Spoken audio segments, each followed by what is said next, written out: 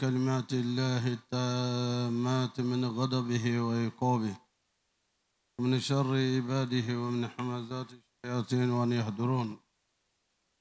أعوذ بالله الذي يمسك السماء أن تقع على الأرض إلا بإذنه من شر ما خلق وزرع ومن شر الشيطان وشركه. أعوذ بالله السميع العليم الشيطان الرجيم. بسم الله الرحمن الرحيم. إن الحمد لله نحمده ونستعينه ونستهديه. من يهده الله فهو المهتدي ومن يضلل فلن تجد له وليا مرشدا. أشهد أن لا إله إلا الله وحده لا شريك له وأشهد أن محمدا عبده ورسوله. اللهم صل وسلم على المبعوث رحمة للعالمين محمد بن عبد الله وعلى آله وصحبه وسلم. اللهم ألهمنا رشدنا ورشد أمورنا ونعوذ بك من شرور أنفسنا وسيئات أعمالنا. ربنا اتم لنا نورا اغفر لنا إنك على كل شيء قدير. رب زدنا ولا تنقصنا. رب زدنا علما والحقنا بالصالحين. Chers frères et sœurs, Allah subhanahu wa ta'ala nous dit dans le Saint-Coran, Bismillahir Rahmanir Rahim, wa zakir fa inna zikra tanfa'ul mu'minin. Rappelez, car le rappel est utile aux croyants sincères. En effet, notre sermon porte aujourd'hui sur un thème particulier. Il s'agit de commenter quelques passages d'une sourate que le prophète sallallahu alayhi wa sallam recommande, dont le prophète recommande la lecture tous les vendredis. Il s'agit de la sourate Al-Kahf, sourate la caverne. D'autres disent la grotte. En effet, cette sourate est symbolique d'un certain nombre de situations qui nous instruisent en tant que musulmans. Le Coran tout entier est un enseignement.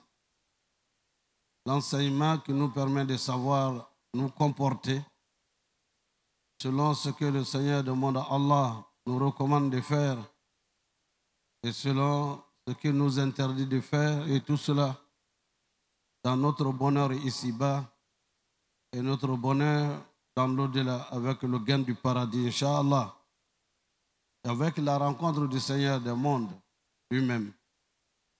Ce qui est plus important, en tout cas, plus grand des bonheurs que même l'entrée au paradis, qu'Allah nous accorde le paradis des vertus serviteurs et qu'il nous permette de rencontrer le Créateur du monde, Allah.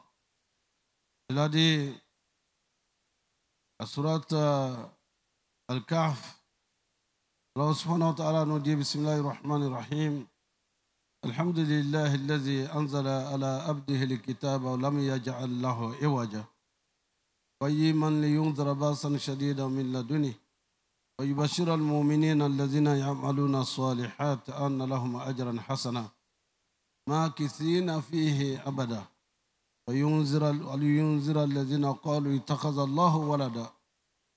Sadaqallahu al-azim. La sourate la grotte ou la sourate la caverne nous enseigne un certain nombre de choses. La première, il y a le premier pilier de l'islam, c'est la foi. Et c'est la foi qui est l'épicentre de l'islam. Il n'y a de Dieu qu'Allah, et le messager Mohammed est son messager et son serviteur. La sourate nous rapporte l'histoire d'un peuple et surtout l'histoire d'un certain nombre de jeunes qui sont nés et qui ont grandi avec la foi. Et cette foi les amenait à exprimer l'unicité d'Allah subhanahu wa ta'ala. Et cela n'était pas accepté par le roi et ses sujets. Ils adoraient autre chose que le Seigneur du monde. Afin d'éviter d'être victime de cette tyrannie du roi et du peuple qui ne comprenait pas leur langage d'appel à l'unicité d'Allah subhanahu wa ta'ala, ils ont résolu d'aller, quand ils veulent parler d'Allah subhanahu wa ta'ala, de la foi, d'aller dans une grotte qu'on appelle Al-Kahf. Et en y étant, le Seigneur du monde les a endormis. Et cela pendant plusieurs années. Et vous savez, le miracle d'Allah subhanahu wa ta'ala, vous pouvez avoir en songe un certain nombre de choses qui, dans le sommeil, durent plusieurs minutes et peut-être plusieurs heures, mais quand vous vous réveillez, c'était en 1 minute, 2 minutes que vous avez vu ce songe et ce rêve. Et ces jeunes gens, après des années, se sont réveillés par la grâce d'Allah subhanahu wa ta'ala. C'est vrai, les gens connaissent le creux de la montagne, les gens passent, mais ils ne voient personne. Les jeunes se réveillent et veulent rentrer dans leur village. Ils ont faim et ils cherchent à acheter quelque chose à manger et à boire. La monnaie qu'ils ont date peut-être de 200 ans, de 300 ans. Personne ne reconnaît. Mais les gens connaissaient l'histoire que des jeunes ont disparu. On ne sait pas où ils sont allés. Et quand les gens les ont vus, l'histoire est revenue à l'esprit des gens et tout le monde voulait se regrouper vers eux pour demander peut-être les prières et autres. Ils ont donc prié Allah subhanahu wa ta'ala pour ne pas être objet d'adoration, que le Seigneur du monde les ramène à lui. Et c'est de ces jeunes que le Coran nous parle. Innahum fityatun amanu bi rabbihim wa zidnahum huda. Ce sont des jeunes qui ont cru en Allah et nous les avons guidés vers le chemin droit. Nous avons fait en sorte qu'ils soient guidés davantage. Fasse Allah que notre jeunesse soit guidée davantage dans le chemin d'Allah et le chemin qui est agréable à Allah. Ça, c'est une première histoire que nous n'allons pas, n'est-ce pas, nous n'entrerons pas dans les détails. La deuxième histoire qui est revenue et qui revient dans cette sourate, la caverne, est celle de 2 frères qui ont 2 jardins. Donc, 2 richesses. Il y en a un qui est orgueilleux. Je suis plus riche, mon champ est plus prospère. Et voilà ma richesse. L'orgueil et la vantardise sont 2 défauts et 2 maladies du cœur. Et le Seigneur du monde a montré la vérité. Il a fait en sorte qu'il y ait une sécheresse et toute la plantation de celui qui est orgueilleux a brûlé. Et l'autre a continué avec le peu qu'il avait, mais il s'est retrouvé dans l'autre versant être plus riche que celui qui était orgueilleux et qui s'est tapé la poitrine. Vous direz encore que la richesse appartient à Allah. Il la donne à qui il veut. Mais c'est aussi une épreuve. Lorsque vous en avez, il faut être reconnaissant vis-à-vis d'Allah. L'un des signes de cette reconnaissance, c'est d'en faire la zakat. Quand vous avez quelque chose, vous avez une richesse, pensez non pas parce que vous êtes fort physiquement, vous êtes plus intelligent que les autres, c'est pour cela que vous avez des millions et des milliards. Dites-vous, Allah qui a donné peut vous le retirer à tout moment. Mais les conditions de la baraka dans votre richesse est que vous soyez reconnaissant vis-à-vis d'Allah subhanahu wa ta'ala. Et dans cette reconnaissance de sa grâce et de sa miséricorde, d'en faire la zakat et aussi faire de l'aumône à ceux qui sont nécessiteux, ceux qui sont besogneux, ceux qui sont dans le besoin. Et cette leçon, le Seigneur du monde nous la donne afin que nous sachions nous comporter lorsque nous avons un minimum de bonheur. Lorsque nous avons un minimum de moyens, dans l'humilité, faisons en sorte que nous ne réduisons pas les autres en esclavage.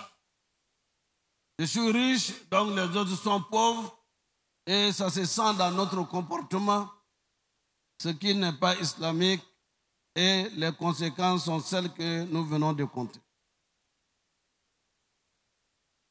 La troisième histoire qui vient dans la sourate de la grotte, la caverne, est celle de Sayyidina Moussa alayhi salam.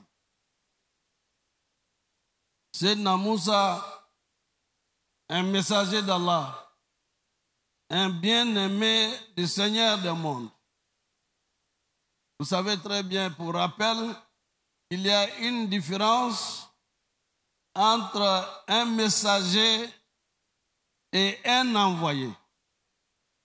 Les prophètes, on envoie tous les jours, même au bord de la lagune Ébriée, des gens qui se disent qu'il est prophète. Le prophète tant, Lakota, le prophète tant, à tel endroit, à Tiguzou. Mais il s'agit de messagers, ceux qui ont reçu un message à transmettre à l'humanité, message qui se trouve être symbolisé par un livre écrit. Sayyidina Moussa en a reçu. Il y a le Taurat, la Torah. Et dans cette position, nous savons, le Seigneur du monde lui parlait. Donc il était privilégié. Lorsqu'il a besoin d'Allah subhanahu wa ta'ala, il lui parle.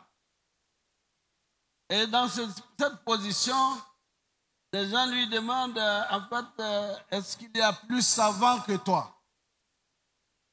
Quelqu'un qui sait plus que lui. Il a pensé qu'il n'y a pas quelqu'un qui puisse savoir plus de choses que lui. Le Seigneur du monde sait éprouver même ses messagers. Et c'est ainsi qu'il lui révéla de marcher. Il y a quelqu'un qui est un maître, qui est plus sachant que les gens de cette époque. Il s'est trouvé être Khidr. Et dans cette perspective, le messager d'Allah va prendre ses montures et se déplacer à la recherche de lui, celui que Allah lui a signalé être plus savant que lui.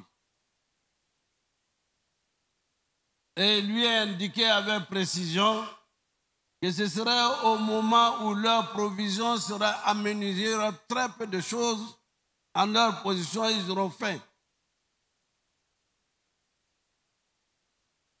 Sayyidina Moussa ainsi va rencontrer cet ami d'Allah. Il y a des amis d'Allah qui ne sont pas des messagers, qui ne sont pas des prophètes. Et Khidr en était un. Je ne parle pas de notre Khidr, mais celui que vous connaissez dans le Coran. Et Sayyidina Moussa, au lieu où il va dire à son compagnon, ouais, notre poisson pour qu'on puisse manger. Et ils vont rencontrer, c'est à ce moment-là qu'il va rencontrer l'ami d'Allah. Pour lui demander, je voudrais te suivre pour que tu m'enseignes, que tu me donnes des enseignements. Le sage va dire, je suis d'accord, mais je suis sûr que tu ne seras pas patient pour recevoir les enseignements que le Seigneur du monde m'a donnés. Non, je suis d'accord, tout ce que tu me diras, je ne te poserai pas de questions. Tu ne me poseras pas de questions lorsque tout ce que par rapport aux enseignements que je vais te donner, dis non, je ne vais pas te poser des questions. D'accord, suivez-moi. Ils se suivent et arrivé quelque part, Sayyidina Khidr va trouver un enfant qu'il va égorger. Sayyidina Moussa va lui dire, un enfant innocent, il n'a rien fait, et puis il le tue. Je ne t'ai pas dit que si je fais quelque chose, de ne pas me poser des questions, il dit pardon. Je ne vais plus te poser des questions. Continuons. Arrivé encore au bord de l'eau, il y a un bateau très joli qui appartient à des enfants d'une famille. Le père, les parents ne vivent plus. Et ce bateau permet aux enfants de se nourrir et de subvenir à leurs besoins. Khidr encore va prendre va casser les éléments visibles du bateau. Ah, c'est ce bateau-là qui permet aux enfants de se nourrir. Bon, ce que tu as fait, est-ce que c'est compréhensible? Est-ce que c'est logique? Je trouve que ce n'est pas bien. Je ne t'ai pas dit que si je pose un acte de ne pas me poser des questions, dis pardon. J'avais oublié. Je vais me patienter. Et ils continuent leur chemin. Arrivés dans un village, dans ce voyage, arrivés dans un village, il y a une maison, ils demandent à manger. Les habitants de ce village ne sont pas hospitaliers. Ils n'aiment pas les étrangers. Comme ça arrive souvent dans nos pays. L'étranger est considéré comme une menace, alors que c'est une opportunité dans l'histoire de l'humanité. Dans la conception islamique, l'étranger est porteur de bonheur. Et on doit l'accueillir et lui réserver l'accueil par amour pour Allah. Et On ne leur a pas donné, ils ont demandé à acheter de l'eau, à manger, les gens n'ont pas réagi, et bon, comme si c'était des gens qui n'en valaient pas la peine. Alors Khidr voit qu'il y a une maison dont le mur est en train de s'effondrer. Il va demander avec ses compagnons redresser le mur, reconstruire le mur pour que ça ne tombe pas et que les orphelins qui sont là n'aient pas les moyens de s'abriter. Sayyidina Moussa va dire, ça encore, ce n'est pas compréhensible. Ces gens qui ne sont pas accueillants, inhospitaliers, affables, et il n'y a aucun sourire sur leurs yeux, même pour donner à manger, on va acheter, non. Ils veulent qu'on sorte de leur village et on vient encore reconstruire le mur d'une maison dans ce village. Sayyidina Khidr va dire à Sayyidina Moussa, je crois que notre voyage va s'arrêter là. Tu m'avais promis d'être patient pour que, après, au bout du chemin, je te donne le sens et la signification des actes que j'ai posés. Le premier enfant, celui que nous avons, tu as vu que j'ai tué, ses parents étaient des vertueux serviteurs d'Allah. Craignaient Allah. Ils n'ont fait que du bien. Et pour que le Seigneur demande, les enfants ne soient pas une interpellation négative de leurs parents, le Seigneur a demandé d'éliminer cet enfant pour qu'on ne dise pas son père était, sa mère était, et voilà, on dit que son père était saint, son père était, les parents étaient tels. Le Seigneur du monde ne voulait pas qu'on parle mal de ses parents, et c'est ainsi que on l'a enlevé. Maintenant, Moussa dit, j'ai compris. Le bateau est le bateau. Il dit, dans ce pays où nous sommes, le roi est un homme jaloux et qui ne veut pas voir des biens à quelqu'un d'autre qui n'arrache. Et cela arrive. Ils ne veulent pas voir de bonnes choses avec quelqu'un d'autre, que tout soit à lui. Et si on laisse le bateau dans son état de beauté, le roi va leur arracher. Si ce n'est pas lui, c'est ceux qui sont autour qui vont arracher le bien des enfants. Et les enfants n'auront plus rien pour vivre. Le peu de mal pour beaucoup de biens, on a enlevé ces parties qui font la beauté du bateau pour que ça continue à nourrir les enfants. Et pourquoi? Parce que les parents étaient des bienfaiteurs.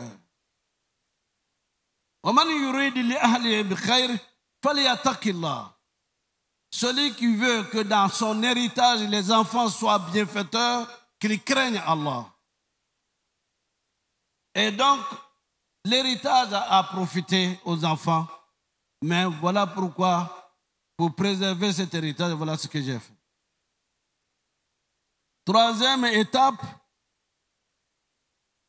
pourquoi il a construit alors que la population était inhospitalière et les hommes et les gens de ce village ne sont pas bien. Et puis il a construit le mur. J'ai construit le mur parce que les parents étaient des bienfaiteurs. Ils sont morts alors que les enfants sont mineurs. Sous ce mur, les enfants en savent quelque chose. Sous ce mur, il y a une richesse. Comme on le faisait dans l'ancien temps, on mettait l'or et tout ce qu'il y avait comme richesse dans les canaries et qu'on mettait dans la terre. Et cette richesse est gardée pour les enfants en attendant qu'ils soient majeurs, qu'ils grandissent. Tel que nous avons vu cette population. Le mur est tombé, si la richesse sortait, les gens allaient s'accaparer de la richesse des enfants et les enfants seraient pauvres. C'est pour cette raison que le Seigneur m'a demandé de rebâtir, de reconstruire le mur pour préserver l'héritage pour les enfants dont les parents étaient des bienfaiteurs. Allah subhanahu wa ta'ala ne fait rien pour rien. C'est nous qui croyons au mal, mais Allah ne fait pas de mal. Mais ici, l'une des leçons que nous devons en tirer, c'est que tous les amis de Dieu ne sont pas des messagers. Parmi vous, il y a des amis de Dieu. Des gens que Allah aime dans la discrétion. Pas à travers leurs habits, pas à travers leurs parures, ou pas par rapport à la longueur de leur chapelet et le nombre de bagues qu'ils ont à la main. Les amis de Dieu sont cachés parmi vous. Ils craignent Allah et ils ne font que ce que Allah leur commande de faire et ils s'interdisent ce que Allah a interdit dans le Coran. Et lorsqu'ils adorent Allah, c'est au moment où les gens dorment qu'ils se lèvent dans la pénombre de la nuit pour faire leurs ablutions et s'adresser au Seigneur du monde. Ces personnes sont parmi vous, les hommes sont parmi les femmes. S'il y en a parmi nous, fasse Allah que leur prière pour nous, notre bonheur ici-bas, soit exaucée pour notre bonheur à toutes et à tous, et que leur prière soit une prière qui nous rapproche du Seigneur du monde. Craignons donc Allah subhanahu wa ta'ala. Et voilà tuzaku anfusakum. Ne vous donnez pas le cutus, ne nous donnons pas le cutus de la sainteté. Il y a des gens qui sont discrets dans l'inconnu invisible, mais qui sont l'espoir d'Allah et qui sont les lumières d'Allah sur cette terre. Parmi les hommes et parmi tant d'autres personnes, parce qu'ils parlent peu. Et ils ne sont pas arrogants. Et ils n'ont plus cette maladie du cœur. D'être de ça, de penser qu'ils sont plus instruits que les autres. Sayyidina Moussa croyait qu'il était le plus instruit. Mais voilà quelqu'un inconnu qui va être envoyé par Allah pour l'éprouver et lui faire savoir au-dessus de chaque savant, il y a un savant plus grand. L'humilité est la clé du succès. L'humilité, la modestie est la clé de la grandeur. Si vous vous faites petit, Allah vous rehausse. Avec votre richesse, si vous êtes humble, Allah vous augmente. Avec votre savoir, Allah vous augmente en connaissance. Rabbi zidna ilman wal hikna bi salihin. Qu'Allah nous accorde la connaissance, qu'il nous accorde la science, qu'il nous guide dans le droit chemin, qu'il nous guide dans le chemin de ceux qu'il a comblés de ses bienfaits. Nous avons commencé par la jeunesse. Innahum fityatun amanu bi rabbihim wa zidnahum huda. Ceux-là sont des jeunes, ils ont cru sincèrement à Allah, ils ont obéi aux enseignements d'Allah. Wa zidnahum huda. Nous les avons davantage guidés. Plus de 300 ans, en train de dormir, croyant qu'ils n'ont dormi que quelques jours, quelques nuits, alors que cela faisait des années. Pour dire que la longévité autrement appartient à Allah subhanahu wa ta'ala. Avoir 100 ans ou chose, le peu de temps que Dieu vous accorde, faites en sorte que ce temps-là soit utilisé à bon escient au service d'Allah. Le prophète a vécu 63 ans. Sallallahu alayhi wa sallam. Mais des années pleines qui font que depuis plus de 1444 ans, on ne parle que de lui, de ses enseignements, de son exemple. Faisons en sorte qu'avant notre départ de ce monde, nous soyons parmi les amis d'Allah et qui imitent la vie du prophète sallallahu alayhi wa sallam. Pour qu'on parle en bien de nous et non en mal. Qu'à la face que nous soyons de